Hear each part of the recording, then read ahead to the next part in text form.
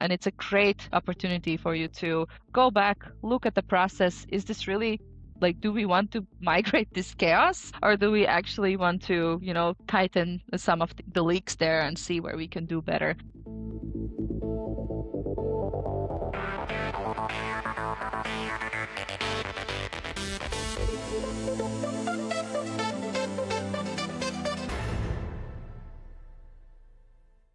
Today, we're talking about why RevOps roles are often misunderstood in the Nordics, how you actually bridge the gap between creative campaigns and measurable results, and what happens when we forget the human element in the system migrations. My guest today spent the last 7 years building the commercial engine rooms behind universal robots and mobile industrial robots, two of the world's leading robotics companies. She has migrated CRM systems across 10 markets, built inside sales functions from scratch, and gotten marketing and sales to actually speak the same language. In December, she went out on her own with a pretty direct mission statement. I fix what no one else wants to admit is broken. Welcome, Sabine Vidrike. Oh, thank you, Morten. Perfect spelling of my name. Likewise, thank you.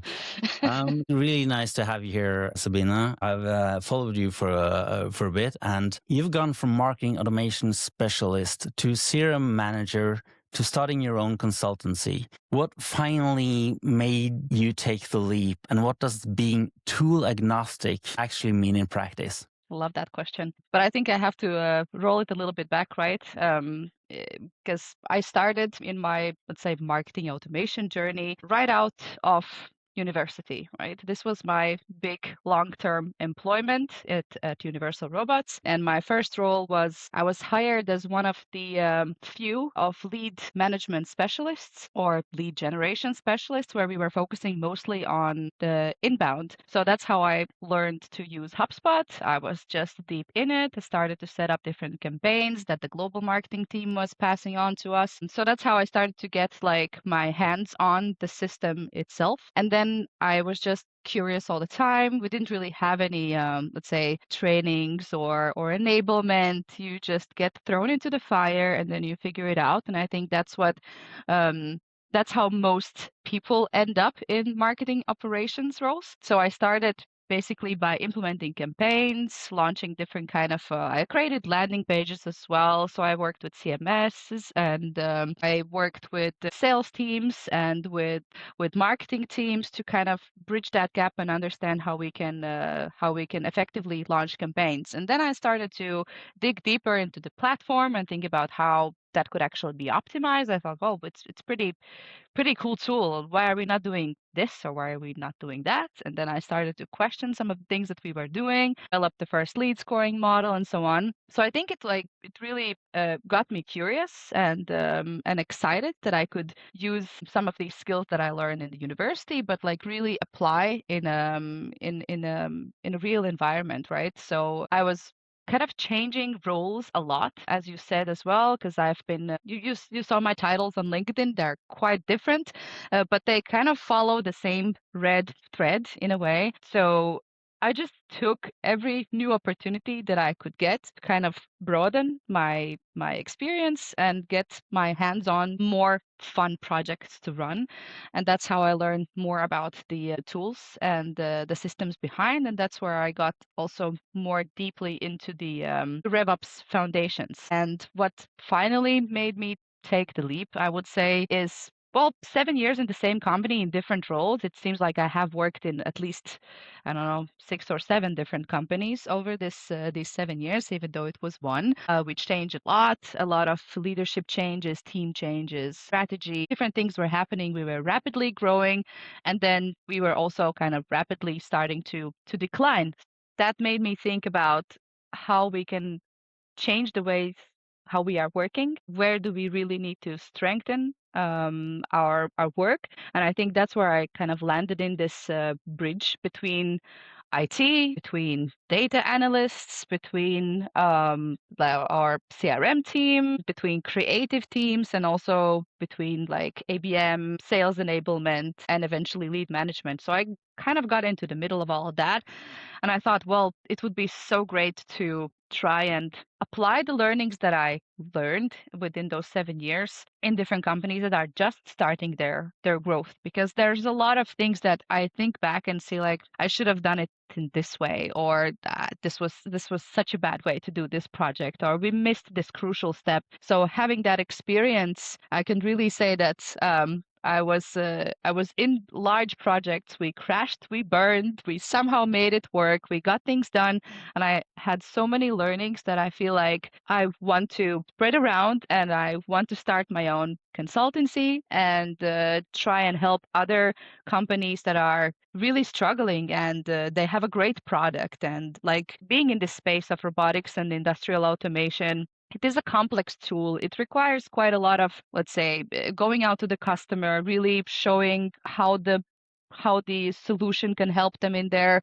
manufacturing side. It's a lot of offline conversations that are happening, right? So it's kind of how do you bridge this digital experience and sales guys that are just in their car driving around selling the product? How do you make them want to use the CRM system, or how do you want to make the CRM system work for them? So now the people that I've been talking and working with, they mostly have a few people in sales. In Universal Robots, we had plenty, right? So we had around 200, 300 people. So it's really trying to apply those learnings from a larger company and going back and trying to work with small, medium size, the ones that are growing, maybe like up to, I don't know, 25, 50 employees. I don't want to go back into the corporate world just yet. So I think I want to take a step back, and this is a great opportunity for me to find out new ways of working and applying my knowledge. So that's kind of a long story, but Yeah, but that's how I got into it. Yeah. yeah, I think it's quite common backstory to how to both in terms of getting into marketing ops, but also I see a lot of people going into consultancy these days, and especially in the US, but also here in Europe. So I think many of the backstories to these people I see starting up consultancies is quite similar to the one you just told. Tool agnostic. Yes. What does that actually mean in practice? Before we move on. In practice, is that when I have worked with several platforms, right? So I started with HubSpot and I learned to love it. And then I know a little bit of Dynamics 365 as well, because that was our sales CRM. So we used HubSpot for our marketing efforts, and then we kind of sent over the leads to Dynamics. Then we migrated those two into Salesforce. So we had Salesforce Pardot, and we also had Salesforce Sales Hub, Service Hub, e-commerce, all of the hubs that you can have there. And that also gave me an idea. Well, I mean, I can pretty quickly learn new tools, and the basics are the same, but I mean, different tools are meant for different type of companies based on how their business model looks like. So I don't want to go out to my potential customers and say like, hey, if you come with me, you have to use HubSpot. Right. Or you have to use Salesforce. So I'm not partnered with any type of vendors. I mean, at least not now, but I really want to keep this like, I want to meet you where you're at the moment in your growth stage. So I don't want to give you Salesforce when you have two salespeople. It will not make any sense. Tool agnostic in a way that I will try to work with where you are. What is your actual situation right now? Where are you growing in the next 5 years? Because then, okay, if you have huge growth plans, maybe let's not do like an Excel sheet kind of CRM system, right? So we need to have some kind of good foundation for it. I have also I've had customers that I've talked with where they already have a system like in mind, like I want to use Pipedrive because I used it in the past. But then when we talk deeply about, hey, what is your growth plan? What do you want to use? I'm like, well, Pipedrive will not help you with all of that. You're going to end up having stitched together several tools because Pipedrive doesn't integrate with a lot. Like you need to have a bridge like Zapier to connect these dots. So I think I have no problem looking at Pipedrive, or if you already have it, and then think about maybe let's move to a different system, or let's make your current one the best as it can be. But tool agnostic for me is that I'm not affiliated with any. I have my preferences, of course, because I have worked with those systems in the past, but I will not push you use something that you are not also comfortable with. But I will be straightforward saying, let's not use that because, of X, Y, and Yeah. Z. So It's like you can go to a client and say, okay, so you might want to start. I feel you. You want to still continue using this platform, but okay, so this is what you miss out on. This is what yeah, you can do. This is the possibilities you have within the platform you're using. And if you stay with this platform, these are the limits for this platform in regards to what you actually want to do. yeah, And kind of be open about that. And like for me, I've been framing it as vendor agnostic or logo agnostic, because it's, it doesn't, as long as the tool does the job, it's not, I don't care what it's called or who delivers the platform. You have a lot of specialists out there on like this platform or this tool, and kind of we all know them. They and they run their whole offering like around that tool or platform. I'm yes, like, I don't get that, because first off, saying that you're a specialist, I have like two analogies for this, because if you say that you're a specialist in let's say HubSpot, because it's big, or Salesforce, it doesn't matter, and that's what you can do. Like if you look at the gaming world, and a gamer, really good gamer, says that I only do Fortnite, or I only do I'm a specialist at this game, only that one. And I'm like, okay, so you can't play the other games at all. Like, if I want to play with you, you only have one game installed on your console. yeah, Like, that's, I get it. If you're an esports gamer, in comparison with the marketing ops and consultancy, that's like you're the highest tier of consultancy, and okay, then you can focus on just one tool, because then you have clients that will pay the top dollar to hire you. But then you're on the top of the pyramid. Like, most clients are not there, they're way below, and they don't need that exactly. top tier consultant. They need a really good gamer to continue with that analogy. You need a really good specialist at the features, at actually getting things done. And Yeah, it's also more about like you have played the game, like the actual. So you have been in a team, you have worked on the common challenges. Like that's why I sometimes feel like when we speak with the agencies or vendors, it's they often come with very let's say broad case studies, or they are not really deep into our challenges and pains. So it's rarely a match where I'm like, you understand exactly what we need. I think it's also about some, let's say, who represents the vendor. Like I think I could represent a vendor easily because I know how you apply the tool for the things that you need to get done. But sometimes when we speak with salespeople of those larger brands, right? They rarely know the depths and the challenges of and honestly, like when you are in marketing operations or in any ops role, you are more technical. You understand how you can use the system to your benefit, but then you also have the ability to question those vendors and say like, yes, you will fix this, but what about I think tool agnostic is the way to go. We have worked in the past, like when I was working with agencies, we've worked specifically with an agency. I think it was scouted because they were known for implementing, let's say, Salesforce, right? So then you go to them because they only implement Salesforce.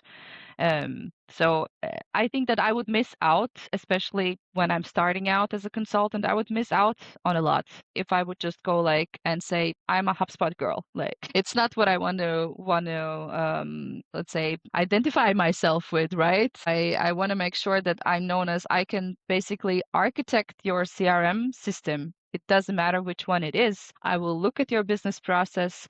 I will see where it currently stalls, where is it burning, where is it leaking, and then figure out how we can design that in the best CRM for you at this moment in your growth stage. And having worked for 7 years in Universal Robots, I also got to know quite a lot of different people. So if I need someone who really wants something specific, like in Salesforce, I know Salesforce consultants. I know Salesforce technical developers. Like I can collaborate. So being a freelancer, you can also collaborate with other people that are just good in, let's say, one part of your value chain, right? I also have a customer where we are working together with someone that is working with paid performance, which is not what I'm doing. So I want to be able to work with different people that I know in the network so that we can deliver the best solutions. There are some things that I will not be able to deliver, and you have to be self-respectful to actually and self-aware to say that there is some kind of a border where you are working within. So I'm not going to do, you know, that is outside of it. Like I can give you a holistic view about what activities you should think about running more, but I'm not going to be Yeah. able to run them myself, right? And I think that's totally fair. I know that that's how agencies are made, but I don't want to get to that point yet. No, I fully agree. But let's talk about the discipline itself. Mm. Like in Denmark and the Nordics in general, how well understood do you think RevOps and marketing operations is as a discipline? How do you explain what you do to someone who's never heard of it? I think from my personal experience, right? I think all of the tasks that I was doing, all the projects I was running, it fit very well under marketing operations, but that was never my official title. I was allowed to write the title that I wanted on LinkedIn, so I got permission to do that. I know that some companies are not that nice, so I was happy that I could actually write what I was doing and fit it under my own title, but I couldn't use marketing operations manager or specialist as a title because someone already had that in the company. And what their role was actually was to make sure that the data model is correct and that we can get information that we need to create a budget. So I was fully focused on budgeting and on, let's say, on ROI and data. So that was like only a small part of what marketing operations does. So I felt like I was doing all the other things that a marketing operations specialist does.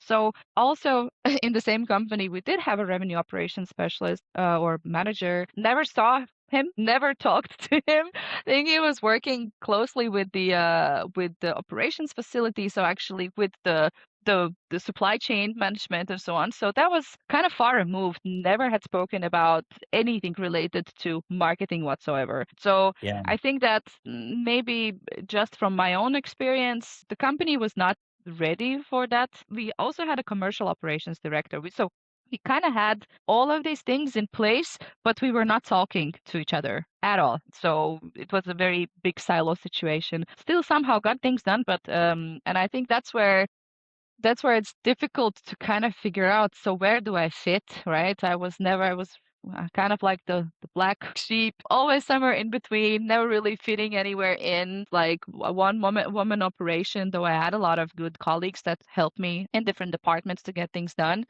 But it was, I could really not say like I'm fully revenue operations or I'm fully marketing operations. So mostly companies like in robotics and industrial automation, they just have one person in marketing at the best. Maybe Yeah. they just have one Yeah. that is doing both marketing and sales. So to even think about revenue operation. So I feel like, again, back to the meeting where people are at, I can kind of, be an octopus and I can figure out what do you need more of? Do you need more of the sales operations part of the RevOps, or do you need the marketing operations part? So RevOps is like it has to kind of connect all of the dots, right? You have marketing, sales, service, finance. RevOps should be like the umbrella that connects all of that, looks at your system and processes and at all of those functions together. So kind of ties everything together. But when you are only one person, you are marketing ops, sales ops, commercial ops, maybe not finance. I think that normally lives on its own, but it is really, that's what I've seen, that's what I've experienced. It's a far removed thought that revenue operations is a thing. So I think we are a long way to go here to, let's say, educate the companies about why this is such an important function. And I think really a backbone of a successful pipeline generation is to really have that person that oversees it all. Do you think the lack of understanding about marketing ops and RevOps, is it a language problem, maturity problem, or something else? I think it could be mostly the maturity problem. I'm not sure about the language because I'll give you an example now. I think that I'm involved in something that will happen soon in March, and I'm very happy to be given a guest lecture at the academy here in Onse, and I will be giving a lecture about revenue operations to finance students. That's just an example. It's great because it is a good, like, I don't believe that we had that much connection with finance at all, apart from the budgets, right? So I think it shouldn't just be about the budgets. And the earlier we have this kind of awareness or raise awareness to finance students, to marketing, to sales, so on, it should be a part of, like, this is what revenue operations is. This is the framework. This is how we work in the companies. And this is why it is important for finance to understand where can leaks happen. Why are these numbers not fitting what we need? Why can't we forecast properly? And it's because of so many different cracks in the system, right? So I think it's like something that has probably been like a missed in education as well. I think we are all coming out, like, I never heard of revenue operations until, like, I don't know, 3 years ago maybe. Yeah, So I know. yeah. And I don't think it's a language problem really. I think it stems deeper into how we are being educated as well and what kind of concepts we are using, because I think, well, my master's degree in University of Southern Denmark was business language culture with a profile of international sales management. Revenue concept as such was not a part of it at all. So I think it really starts from there. I don't know. Maybe this is like a world domination situation, but I really want to go into that space a little bit in education and actually bring this topic a little bit up to the surface. So. Yeah, I think it really could benefit from that. You know, I spent 2 years learning about marketing operations, and through those 2 first years, I was thinking, oh, I need to get into marketing operations. And after 2 years or so, I realized, hey, I've been in marketing operations for like 15 years. Wow. It wasn't called marketing operations like when I started out working as such. Marketing operations has evolved. It started, as I would like to say, it started with like the technical parts of marketing, not technical marketing as if you search for jobs where they say that it's technical marketer, then it's just an ordinary marketer they need for a technical company or technical product. Yes, true. Then they call it a technical marketer. But still, I've been doing analytics and dashboards and tracking and setting up ad networks, and it's it's a lot of various stuff that isn't creative at all. So I really hope that we will have a better understanding of marketing ops and RevOps going forward. But when you it- actually said something. I just thought about it. No, you said about creative, right? That's like the creative marketers are normally the ones that we associate with generating creative campaigns. I think that we are equally or even way more creative being in a technical position, right? Because we really need to think outside of the box sometimes, and like our creative thinking is really embedded into, okay, how do we take this beautifully designed campaign and actually make sure that it goes out through the right channels, it's tagged properly, it's tracked properly. How can we measure the ROI? It actually is an art form in itself. So I think we are, as I said, equally as creative marketers. Is it cool that you're bringing this up now? Because I was about to ask you the following thing, that like, what does being at the intersection of creative marketing and results that drive ROI, how does that bridge actually look like in practice, and what's usually missing?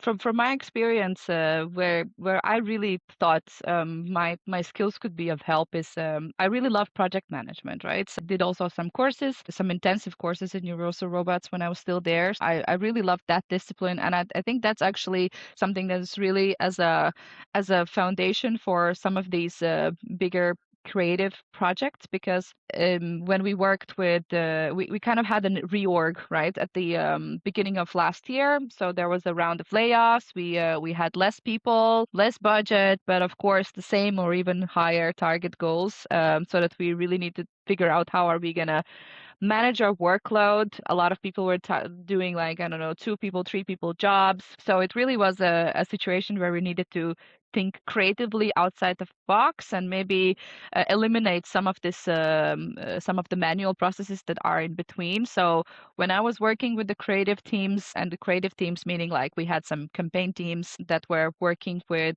product launches, some integrated campaigns, and also generally we had a lot of webinars and events that we were promoting. So our single paid performance specialist had to somehow take all of that in, make sure that from all of the global teams, right? Because everybody lost a few people.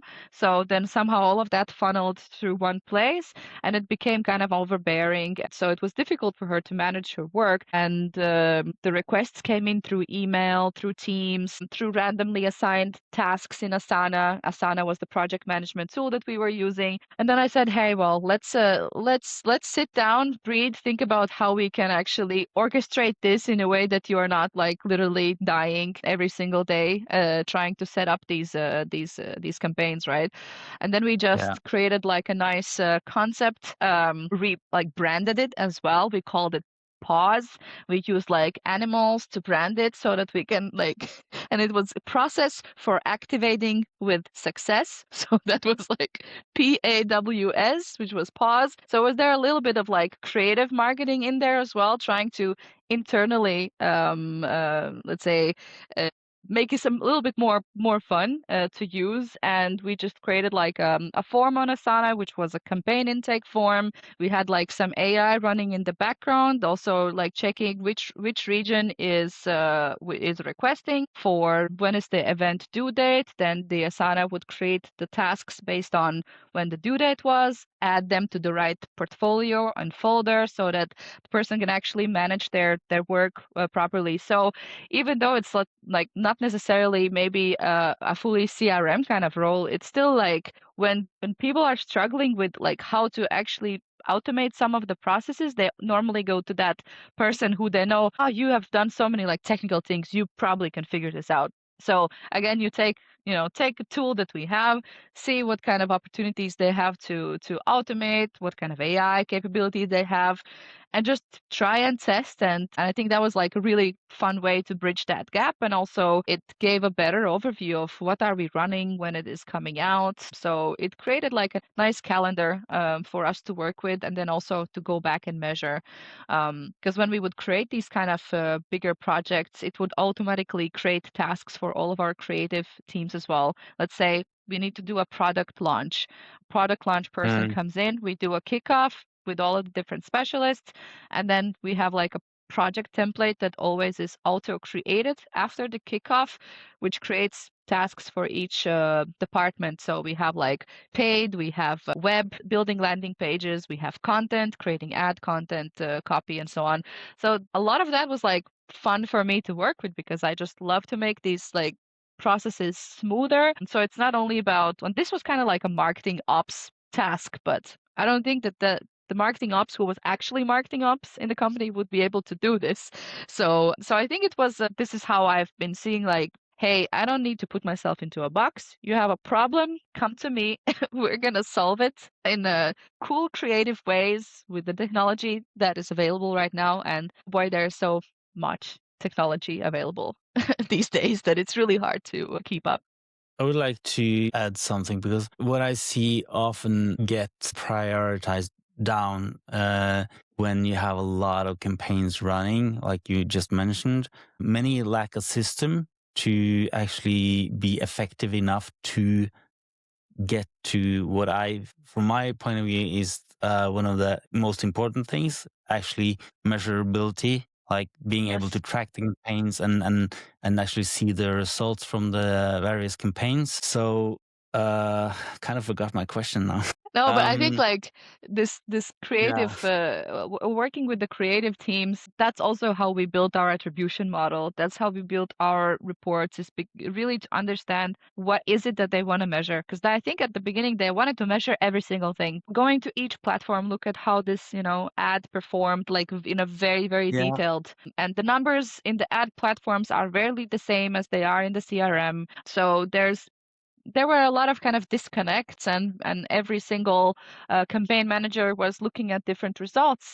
Some were just typing to me and asking like, what's the pipeline value today? And then the other one is like, can we go into the platform and check that? Like, so there's like high level reporting and like lower level or detailed level reporting that was needed. And we really needed to understand, what do we want to measure and why, and how often are you actually going to look at it? So that's where we worked with campaign teams directly. Proper interviews, really detailed questions like, what are you missing right now? If you get this number, what are you going to do with it? So how often are you going to like adjust the campaigns during flight? Like, they're already there. Do you have the capacity to go and change something right now? So we were measuring so many different things, but in reality, we didn't have even the capacity to change anything once the campaign was already live.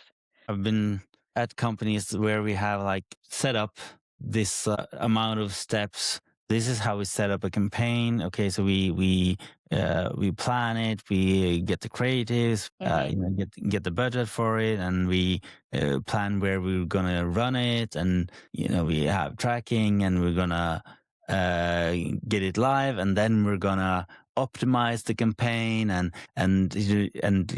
check the results. And I feel like too many get to the go live point. Yes. And after that, you're on to the next campaign. That's Because how you it don't is. have time because you're running so many campaigns, and if you don't have the system that you just described, I think that many businesses, they run too many campaigns at the same time, not having time to actually check whether each campaign brings the results that you originally wanted out of the campaign.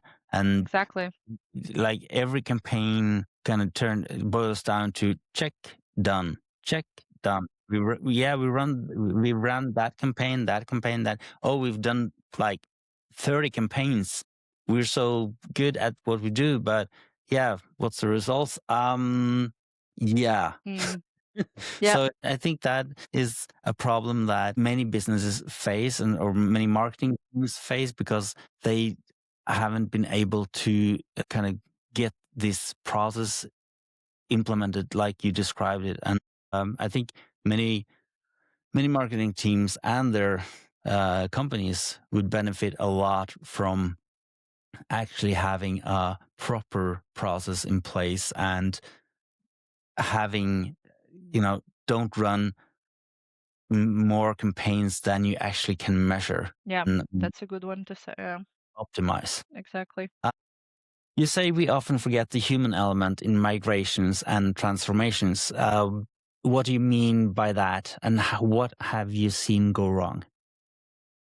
Yeah, that's definitely something I've seen quite a lot and been a part of, been a culprit in it, right? I think we in larger organizations where also we are expected to move fast. We often want to be like immediately going into scoping of the technical part of the migration. So what's going to happen, how we're going to, let's say, map all the data, how are we going to, when is the live date? Live date is never far enough. It's always just like too close, in my opinion, as well. So the timelines are crazy. The biggest priority is like we just need to get this done and up and running and live, right? So even though the thought is there that yes, of course, we need to think about the training element, the enablement, how are we gonna, but that's all kind of like towards already the end. So before starting the actual process of looking at the data that needs to change, or like, are we gonna change any automations? We always are just looking at the system like, oh yeah, this is how we could do things, but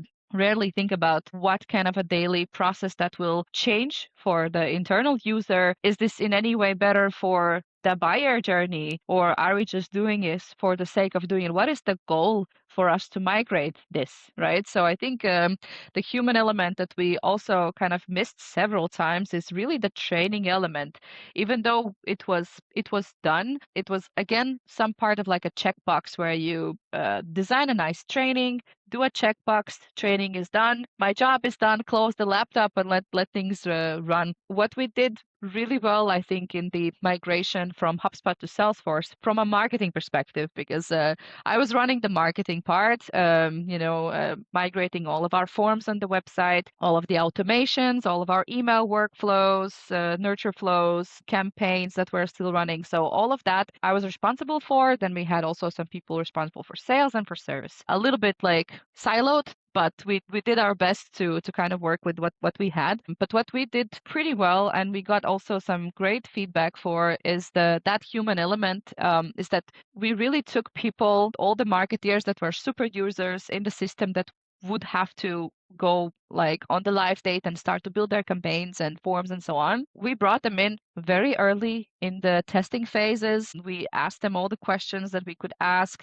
Didn't get that many answers because normally people are very busy running their campaigns already. So even though we extend a hand, it's not that many that have the capacity to come and be a part of a testing phase. But in any case, we did what we could with some of the super users that we managed to get to test it before going live. So somewhat in the sandbox, right? And what we were really good at is being transparent. We said like, yes, we are sorry that we are doing this. We're moving from HubSpot to Pardot. Please don't kill us. This is not our decision.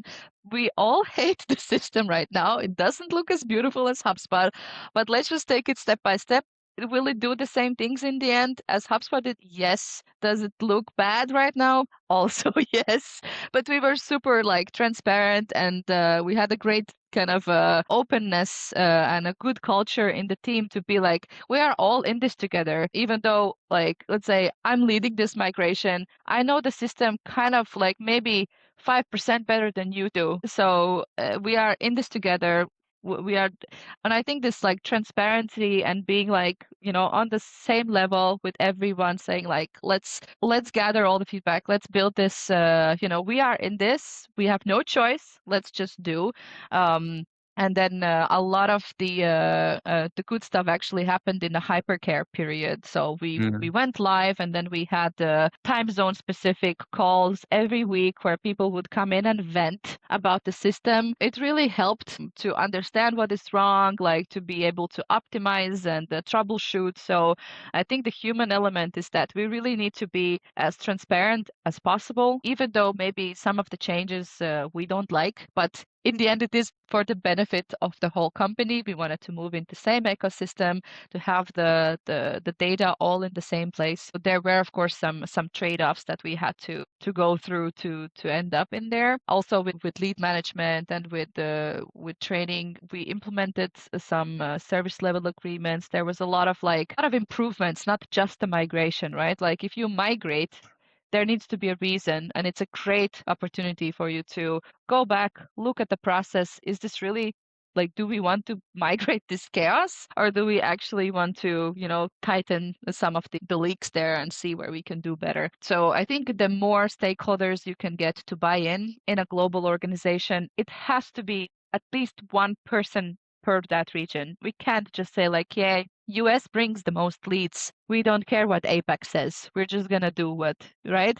That happens a lot in these kind of organizations where, well, whoever has the most dollar signs above, they can decide, like, this is how we're going to do because this works for us. So it's kind of like the, oh, it works on my device situation where someone comes to you with a problem, right? And you can't really have that. And that was some of the learnings that I want to take in the future is really you have to have the buy-in. You have to be like on the same level. We're designing it for everyone. It will never be perfect. And that's also something that people have to remember.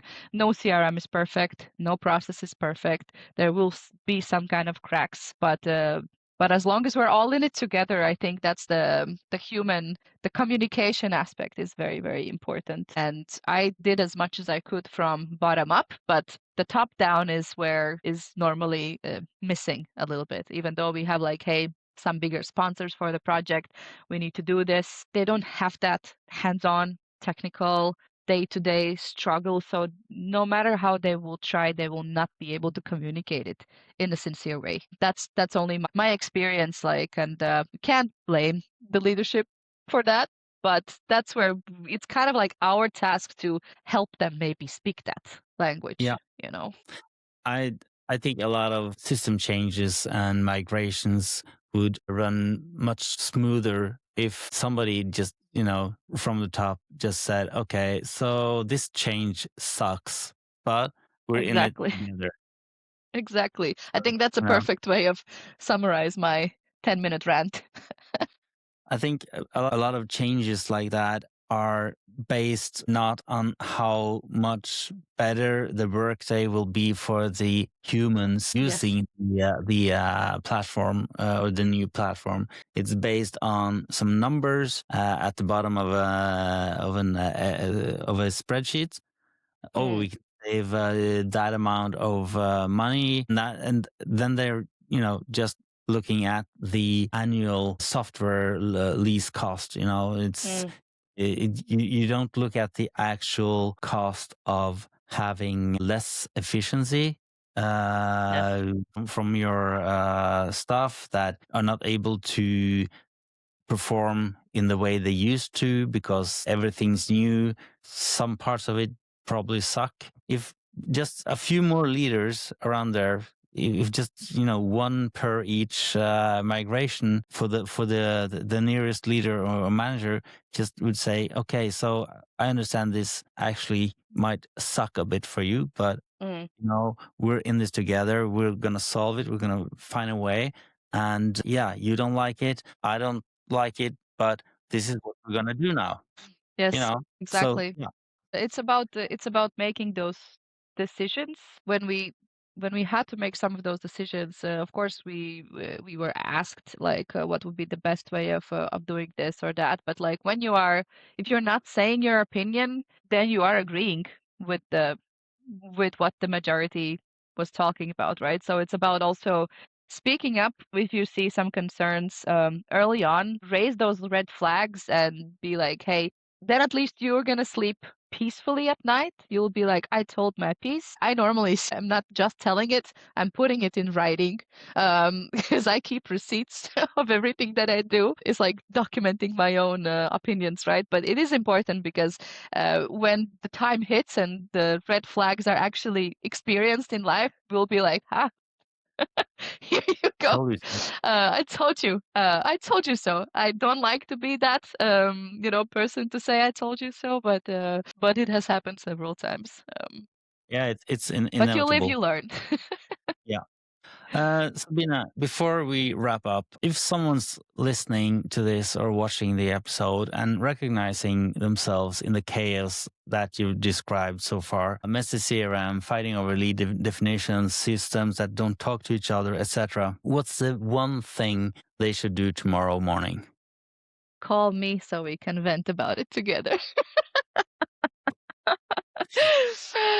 No. I think that's maybe a consultancy trick here, right? No, but honestly, I think just have a nice calm morning. Wake up, drink your tea, think about what you can influence and what you cannot. You cannot fix everything, but what you can do is you can just be transparent. You can help your colleague and just do it with a smile. After all, the world is crazy out there right now. So whatever we're doing every day, just try to improve one little thing, whether if it's your own workflow or you help a colleague or do whatever. Just do one small thing, and every small thing will accumulate, I believe. So, Sabine, thank you so much for joining me. If people want to connect with you or learn more about what you do, where should they find you? just check my LinkedIn profile and you will find some info there. Okay, cool. I'll leave a link to that in the description.